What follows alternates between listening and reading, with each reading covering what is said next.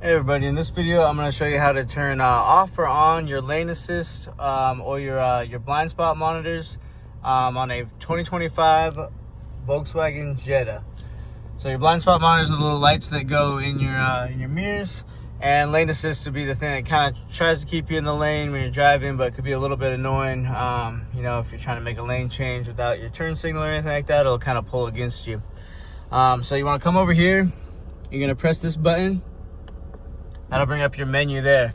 So as you can see there, you have lane assist. You can navigate with these buttons here.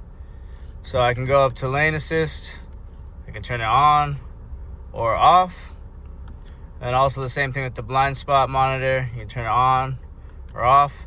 And also, you got rear traffic alert in here, on or off. Rear traffic is if you're backing up into a road and there's a car behind you, it'll kind of beep at you, and it sometimes will stop the vehicle. I stopped doing it for long enough. Let me press the button again. Bring the menu back up. You got adaptive cruise control on the top there. And front assist. That's it. I want to thank you for watching this video today. I hope you found this video helpful.